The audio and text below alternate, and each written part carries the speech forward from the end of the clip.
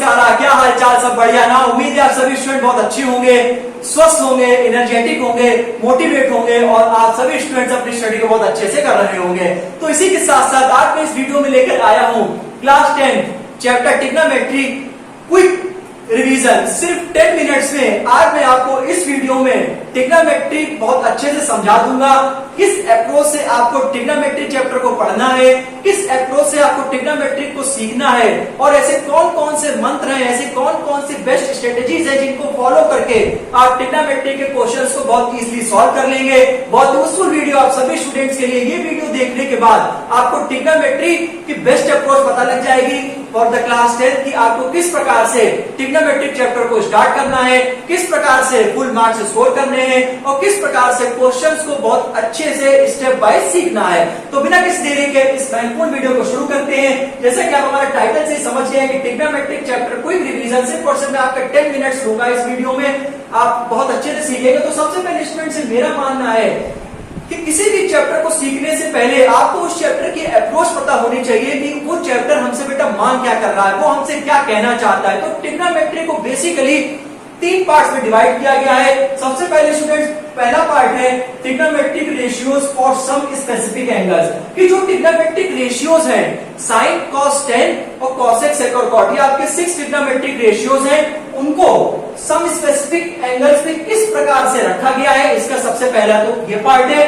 दूसरा स्टूडेंट इसका पार्ट है कि प्रूफ ऑफ टी रेशियोज, इसका मतलब है कि प्रूफ ऑफ ट्रिग्नोमेट्रिक रेशियोज। और थर्ड पार्ट है इसका ट्रिग्नोमेट्रिक आइडेंटिटी, जिसको मैं शॉर्ट फॉर्म में बोलता हूं टीआई। मैं आपको बता देता हूं सबसे पहले कि ये आपका क्लास 10 में 6 to 7 मार्क्स का चैप्टर आता है बोर्ड एग्जाम में, और ये आपके तीनों पार्ट 33.33% से इंपॉर्टेंट है। ऐसा नहीं कि एक पार्ट ज्यादा पूछा जाता है, एक पार्ट कम पूछा जाता है, तीनों ही पार्ट बराबर तरीके से पूछे जाते हैं। तो अब हम स्टूडेंट्स बात करें कि जो ट्रिग्नोमेट्री है वो सिर्फ और सिर्फ एक राइट ट्रायंगल का खेल है, कि जो पूरी की पूरी ट्रिग्नोमेट्री है उसमें एक कंडीशन मस्ट है। वो कंडीशन क्या है कि जो हमारा ट्रायंगल है वो कैसा होना चाहिए, राइट एंगल ट्रायंगल होना चाहिए। तो सबसे पहले मैंने आपके सामने बहुत खूबसूरत सा एक ट्रायंगल को ड्रॉ कर दिया है। उस ट्रायंगल का मैंने नाम रखा है पी, क्यू और आर, जिसको मैंने यहाँ पर 90 डिग्री मैंने मान लिया है और मैंने 90 डिग्री एंगल को स्पेसिफिकली मेंशन कर दिया है कि एंगल क्यू जो है मेरे बेटे वो हमारा क्या है, 90 डिग्री है। तो अब हम आपको ये अप्रोच बताते हैं कि आपको किस प्रकार से हाइपोटेनस सेट करनी है, आपको किस प्रकार से बेस को सेट करना है और आपको किस प्रकार से परपेंडिकुलर सेट करना है। तो सबसे पहले अगर हम बात करें कि हम हाइपोटेनस किस प्रकार से स्टार्ट करेंगे, तो जो आपकी 90 डिग्री पे जो आपका स्पेसिफिक एंगल है, एंगल क्यू हमारा 90 डिग्री है ना, तो 90 डिग्री के सामने वाली जो साइड होगी उसको हम लोग क्या करेंगे, हाइपोटेनस नाम दे देंगे। इसका मतलब जो पी आर है उसको हम लोग बेटा क्या कहेंगे, हाइपोटेनस कहेंगे। एक बार फिर से 90 डिग्री के सामने वाली जो साइड होती है उसको हम लोग क्या कहते हैं, हाइपोटेनस कहते हैं।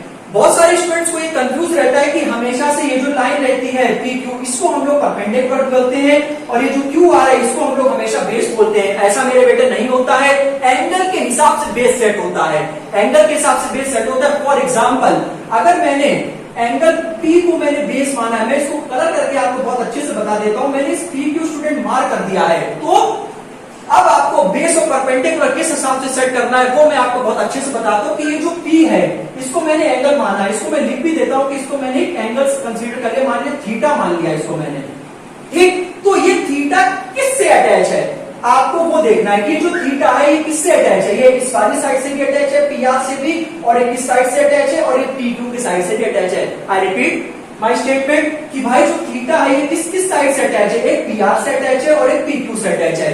जो पी आर है उसको तो मैंने क्या दे दिया है, हाइपोटेनस दे दिया है। तो स्पेसिफिकली जो हमारा पी क्यू है वो हमारा क्या हो जाएगा, बेस हो जाएगा। कि जो हमारा एंगल है उसके जो सटीक में जो साइड होती है, उसकी जो लगी हुई जो साइड होती है वो क्या हो जाती है, बेस हो जाती है। और ऑब्वियसली कि अगर हाइपोटेनस आपका ये हो गया है, बेस आपका ये है, तो आपका परपेंडिकुलर क्या हो जाएगा, आपका क्यू आर हो जाएगा। तो आप ये सेट कर लेंगे कि एंगल के हिसाब से हम लोगों को बेस क्या करना है, सेट करना है, ठीक। तो ये आपका हाइपोटेनस हो गया, ये आपका बेस हो गया और ये आपका परपेंडिकुलर हो गया। आपको अपने मन में हमेशा एक बात अपने मन में बैठा के रखनी है कि एंगल के हिसाब से हम लोग बेस को क्या करते हैं, सेट करते हैं, ठीक। अब हम स्टूडेंट्स बात करते हैं कि जो हमारे 6 ट्रिग्नोमेट्रिक रेशियोज होते हैं उनको हम लोग किस प्रकार से लिखते हैं, जैसे साइन या कोसेकेंड, सेक, कोसेकेंड, सेक और कॉट, ठीक। तो उसमें आप ये देख लीजिएगा कि मैंने एक आपको ट्रिक बताई है, आपको बहुत अच्छे से याद की होगी कि पंडित पद्मनी प्रसाद हर हर बोले और सोना चांदी तोले। तो इसमें अगर हम लोग ऊपर से बात करते हैं तो साइन को हम लोग लिखते हैं परपेंडिकुलर अपॉन हाइपोटेनस, क्लियर हो गया होगा। कॉस को हम लोग लिखते हैं बेस अपॉन हाइपोटेनस और टेन को हम लोग लिखते हैं मेरे बेटे परपेंडिकुलर अपॉन बेस। इस 60 तो हमारे ट्रिग्नोमेट्रिक रेशियोज होते हैं कौन कौन से, साइन कॉस टेन और कॉस एक्स और कॉट। ये हमारे 6 ट्रिग्नोमेट्रिक रेशियोज होते हैं। अगर हम लोग साइन की बात करते हैं तो साइन को हम लोग स्टूडेंट लिखते हैं हमेशा पी अपॉन एच की फॉर्म में। कॉस की हम लोग बात करें तो बेटा हम लोग लिखते हैं बेस अपॉन हाइपोटेनस की फॉर्म में और टेन को हम लोग लिखते हैं हमेशा परपेंडिकुलर और बेस की फॉर्म में। अब आप कहेंगे सर तो 3 ट्रिग्नोमेट्रिक रेशियोज होते हैं, जो अदर 3 बचे हैं उसको मैं आपको बताता हूं कि अगर आपको कॉसेक लिखना है तो आप साइन का रेसिप्रोकल कर दीजिए, रिवर्स कर दीजिए कि साइन होता है perpendicular upon hypotenuse. It means that जो कॉसेक थीटा है वो क्या हो जाएगा, हाइपोटेनस अपॉन परपेंडिकुलर। अगर कॉस थीटा की वैल्यू बेस अपॉन हाइपोटेनस है तो सेक थीटा की वैल्यू क्या हो जाएगी, hypotenuse upon base. And last one, अगर टेन थीटा की वैल्यू परपेंडिकुलर अपॉन बेस है, इसका मतलब क्या होता है, जो कॉट थीटा अगर हम लोग कभी भी कैलकुलेट करेंगे तो वो क्या हो जाएगा, बेस अपॉन परपेंडिकुलर। कि साइन का रेसिप्रोकल कॉसेक और कॉस का रेसिप्रोकल सेक और टेन का रेसिप्रोकल कॉट। ठीक, तो ये आपको इतना क्लियर हो गया होगा। अब हम स्टूडेंट्स बात करते हैं, आपको मैंने ट्रिग्नोमेट्री को सबसे पहले डिवाइड करने का मतलब बताया कि किस प्रकार से ट्रिग्नोमेट्रिक चैप्टर डिवाइड हुआ है। ठीक, अब मैंने आपको बताया कि हम लोग 6 ट्रिग्नोमेट्रिक रेशियोज को किस अप्रोच से सीखते हैं कि पंडित भोला प्रसाद हर बोले सोना चांदी तोले, या फिर आप ऐसे भी सीख सकते हैं कि पापा बीड़ी पियोगे, हाँ हाँ बेटा, आप ऐसे भी करके सीख सकते हैं। तो ये एक ट्रिक होती है, एक मूल मंत्र होता है कि हम लोग कैसे उसको सीखते हैं। कोई हंसते खेलते अगर हम लोग कोई चीजें सीखते हैं तो हम लोग को कब जिंदगी भर हमेशा याद रहती है। अब स्टूडेंट्स आपके सामने एक बात आएगी कि एक अब आप सीखेंगे, आप एक चैप्टर में पढ़ते हैं कि ट्रिग्नोमेट्रिक रेशियो, जिसको हम लोग शॉर्ट फॉर्म में अपने हिसाब से कहते हैं टीटी, ट्रिग्नोमेट्रिक टेबल। तो इसके लिए मैंने अपने यूट्यूब चैनल पर 2 ट्रिक्स को अपलोड कर रखा है, जिसमें कि आप वो पहली ट्रिक में तो आपको कलम कॉपी उठाने की तो जरूरत है। Sign cos ten cos x और कॉट को मैंने आपको बहुत अच्छे से समझा रखा है। बिल्कुल आपने अगर हमारी वो वीडियो भी देख ली तो आपको रटने की आवश्यकता बिल्कुल भी नहीं पड़ेगी। और दूसरी ट्रिक में मैंने बताया है, 2 ट्रिक से मैंने आपको उस वीडियो को याद कराने की कोशिश करी है। सबसे पहले तो ये मैंने आपको वो गाने से याद कराई है कि 7 समंदर पार में तेरे मैं पीछे पीछे आ गई। और दूसरा मैंने आपको बताया कि लेफ्ट हैंड पाम ट्रिक से, कि आप अपने लेफ्ट हैंड की ट्रिक से साइन कॉस टेन और कॉस एक्स सेक और कॉट की वैल्यू को कैसे कैलकुलेट कर सकते हैं, मैंने यहाँ पर मेंशन भी कर रखा है लेफ्ट हैंड ट्रिक। तो उस वीडियो का लिंक मैं आपको डिस्क्रिप्शन बॉक्स में दे दूंगा। 30 मिनट्स की वो वीडियो है। आप प्लीज स्टूडेंट्स, आप सभी से निवेदन है, आप एक बार वो वीडियो जरूर देखिए। साइन से लेकर लास्ट तक, रेशियो तक, कॉट तक मैंने बहुत अच्छे से एक्सप्लेन किया है। बाकायदा फॉर्मूले से मैंने आपको कैलकुलेट करके बताया कि सिर्फ और सिर्फ आप अपने लेफ्ट हैंड की मदद से आप ट्रिग्नोमेट्रिक वैल्यूज को सीख सकते हैं। तो अब हम स्टूडेंट्स इस चैप्टर के नेक्स्ट पोर्शन पे आते हैं। तो अब अगर हम स्टूडेंट बात करते हैं कि क्वेश्चन अगर आ जाता है आपके सामने रेसिप्रोकल आइडेंटिटी का, तो आप किस प्रकार से उसको करेंगे। अगर कभी भी साइन थीटा आता है तो आप उसको, अगर रेसिप्रोकल का वो मान है वहां पर उसकी अप्रोच है, तो आप साइन थीटा को रिवर्स करके लिख सकते हैं कॉसेक थीटा। और कहीं कहीं पे अप्रोच ऐसा भी हो जाता है कि कॉसेक थीटा को अगर हमें चेंज करना है तो हम इसे sin थीटा के फॉर्म में लिख सकते हैं। सिमिलरली कॉस थीटा अगर हम लोग चेंज करना चाहें तो सेक थीटा, और सेक थीटा को चेंज करना चाहें तो कॉस थीटा, और टेन थीटा को चेंज करना चाहें कॉट, या फिर टेन का रिवर्स कॉट, या फिर कॉट का रिवर्स टेन। तो ये बेटा होती है reciprocal identity, sign cosec, cos और सेक, और टेन और कॉट। ठीक, अब हम स्टूडेंट बात करेंगे क्वोशिएंट रिलेशन में। तो अगर हम बात करें जो टेन थीटा है वो ऑब्वियसली रेशियो होता है sine theta upon cos theta का। अगर हम लोग टेन का रेसिप्रोकल की बात करें तो टेन का रेसिप्रोकल मेरे बेटे क्या होता है, कॉट होता है। तो कॉट को हम लोग क्या लिख सकते हैं, cos theta over sine theta. जब हम लोग बेटा ट्रिग्नोमेट्रिक टेबल को सीखते हैं तो हम लोगों को सिर्फ और सिर्फ अगर साइन थीटा की वैल्यूज पता लग जाएं, ठीक है, तो हम लोग सब वैल्यूज को अपने आप कैलकुलेट कर सकते हैं। क्योंकि जब साइन थीटा पता लग जाता है तो कॉस को हम लोग रिवर्स करके लिख देते हैं, टेन को हम लोग कैसे करके समझ लेते हैं, sine theta upon cos theta से। जब कॉसेक थीटा की वैल्यू निकालते हैं तो जो साइन थीटा की वैल्यूज होती है उनको रिवर्स कर देते हैं।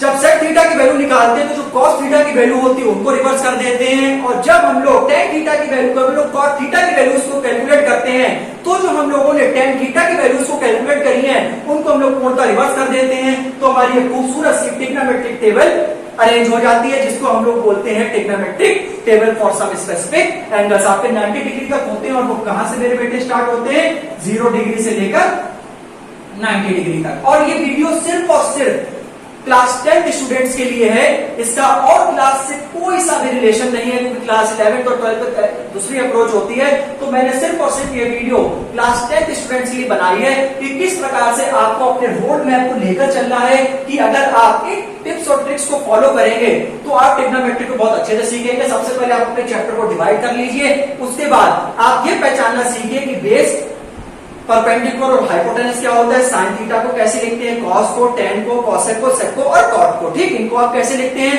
थर्ड स्टेप में आप सीखेंगे कि आप ट्रिग्नोमेट्रिक टेबल को कैसे रेडी करते हैं। फोर्थ स्टेप में आप सीखेंगे कि रेसिप्रोकल आइडेंटिटीज क्या होती हैं। फिफ्थ स्टेप में आप सीखेंगे क्वेश्चन रिलेशन क्या होता है। फिर बात करेंगे हम लोग लास्ट वाले पोर्शन की ट्रिग्नोमेट्रिक आइडेंटिटीज, या फिर हम इसको अपने शुद्ध भाषा में बोलते हैं स्क्वायर वाली आइडेंटिटीज। आपको मैं बहुत अच्छे से एक्सप्लेन कर दूं कि जो ट्रिग्नोमेट्रिक की सिर्फ और सिर्फ 3 आइडेंटिटी होती है। नंबर 1 आपके सामने लिखी हुई है, नंबर 2 आपके सामने लिखी हुई है और नंबर 3 भी मेरे भाई आपके सामने लिखी हुई है। इनके अलावा ये मेन आइडेंटिटीज हैं, ठीक है, ये आपकी नेचुरल आइडेंटिटीज है। इनके अलावा जो हम लोग खुद बना देते हैं वो आर्टिफिशियल आइडेंटिटीज होती हैं। ये आपको किताबों में भी देखने को मिलेगी कि sine square theta plus cos square theta की वैल्यू हमेशा 1 रहेगी, कि अगर साइन का स्क्वायर हुआ हो, कॉस का स्क्वायर हुआ हो और जोड़ा गया हो तो उसका आंसर हमेशा कितना आता है, 1 आता है। आप ऐसे करके इसको याद कर सकते हैं कि साइन और कॉस हमेशा 1 है। 1 प्लस कॉट स्क्वायर थीटा, इसको ऐसे कर सकते हैं कि यहाँ पर भी कॉट है तो यहाँ पर कॉसेक है, तो 1 plus cot square theta equal to cosec square theta. और दूसरी आइडेंटिटी होती है 1 plus tan square theta equal to sec square theta. तो ये हमारी 3 नेचुरल ट्रिग्नोमेट्रिक आइडेंटिटीज होती हैं। अब अगर हम स्टूडेंट्स बात करें फर्स्ट आइडेंटिटी के थ्रू, तो अगर हम साइन स्क्वायर थीटा की वैल्यू निकालें तो मेरे बेटे यहाँ पर हो जाएगी 1 माइनस कॉस स्क्वायर थीटा। अगर हम कॉस स्क्वायर थीटा की वैल्यू निकालें तो यहाँ पर से मेरे भाई हो जाएगी 1 माइनस साइन स्क्वायर थीटा। तो ये आइडेंटिटीज हम लोग इनकी हेल्प से लिखते हैं। ये नेचुरल आइडेंटिटीज नहीं है, नेचुरल तो हमारी है जो हमारे पहले 3 लिखी हुई है, ये हमने इसकी मदद से निकाला है। अगर हम लोग जैसे सेक स्क्वायर थीटा की वैल्यू है, अगर हम लोग यहाँ से टेन स्क्वायर थीटा की वैल्यू निकालें तो यहाँ पर से आ जाएगी सेक स्क्वायर थीटा माइनस 1। और अगर हम लोग यहाँ से कॉट स्क्वायर थीटा की वैल्यू को कैलकुलेट करना सीखें तो यहाँ पर से हम लोग निकालेंगे कॉसेक स्क्वायर थीटा माइनस 1। तो ये हम लोगों ने इन 3 आइडेंटिटी की हेल्प से ये अदर इंपॉर्टेंट आइडेंटिटीज हम लोग ने फॉर्म करी है, कि अगर कभी भी साइन स्क्वायर थीटा हम लोग को दिखाई पड़ जाता है और हम लोगों को चेंज करना पड़ता है तो हम लोग बेझिझक होकर 1 माइनस कॉस स्क्वायर थीटा लिख सकते हैं। और अगर हम लोगों को कॉस स्क्वायर थीटा कहीं पे मेरे बेटे लिखा हुआ मिलता है तो हम लोग 1 माइनस साइन स्क्वायर थीटा लिख सकते हैं। अगर कहीं पर भी टेन स्क्वायर थीटा मेरे बेटे दिखा देता है तो हम लोग सेक स्क्वायर थीटा माइनस 1, और लास्ट है अगर कॉट स्क्वायर थीटा को हम लोग को लिखा देख लेते हैं तो कॉसेक स्क्वायर थीटा माइनस 1। इस हिसाब से हम लोग ट्रिग्नोमेट्रिक फुल चैप्टर को पढ़ते हैं। ये बेस्ट स्टूडेंट स्ट्रेटेजी है कि आप कौन कौन से स्टेप से आप ट्रिग्नोमेट्री को सीख सकते हैं। एक बार वीडियो स्टॉप करने से पहले मैं आपको इस वीडियो का कंप्लीट सार बता देता हूं कि अगर आप इस चैप्टर को सीखें तो कैसे सीखें।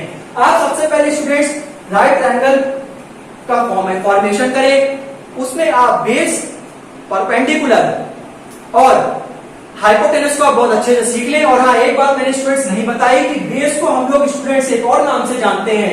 बेस को हम लोग स्टूडेंट्स कहते हैं एडजेसेंट साइड, ठीक है, इसका एक बहुत खूबसूरत सा नाम है। बेस को हम लोग कहते हैं एडजेसेंट साइड, और परपेंडिकुलर को हम लोग एक बहुत अच्छे नाम से जानते हैं अपोजिट साइड। तो अगर आपसे पूछे कि बेस को और क्या कहा जाता है तो बेस को एडजेसेंट साइड कहा जाता है, परपेंडिकुलर को अपोजिट साइड कहा जाता है और हाइपोटेनस को लॉन्गेस्ट साइड कहा जाता है। तो ये मैं थोड़ा सा मैं स्टार्टिंग में मुझे बोलना चाहिए था लेकिन मैं नहीं बोल पाया, इसके लिए मैं माफी चाहता हूं। लेकिन आपको मैंने बहुत अच्छे से समझाया। उसके बाद आप sine cos tan cosec sine cot को आप लिख के देखेंगे कि कौन सा, क्योंकि इसमें भी कंफ्यूजन हो जाती है कि बच्चों को पी अपॉन एस लिखना है तो एच अपॉन पी लिख देते हैं। तो इसमें आप बहुत अच्छे से आप इसे सीख लें, ठीक है। आगे माने कि जो ऊपर से हम लोग लिखेंगे तो साइन कॉस टेन, और नीचे से लिखेंगे हम लोग तो कॉसेक साइन कॉट, ठीक। उसके बाद आप लोग ट्रिग्नोमेट्रिक टेबल को आप सीख लें, जिसके लिए मैंने अदर लेक्चर्स ट्रिग्नोमेट्री सिर्फ वीडियोस के लेकर नहीं, मैंने ट्रिग्नोमेट्रिक चैप्टर पर भी वीडियोस बना रखी है, बहुत यूजफुल वीडियो आप सभी स्टूडेंट्स के लिए, आप वो भी देखिए।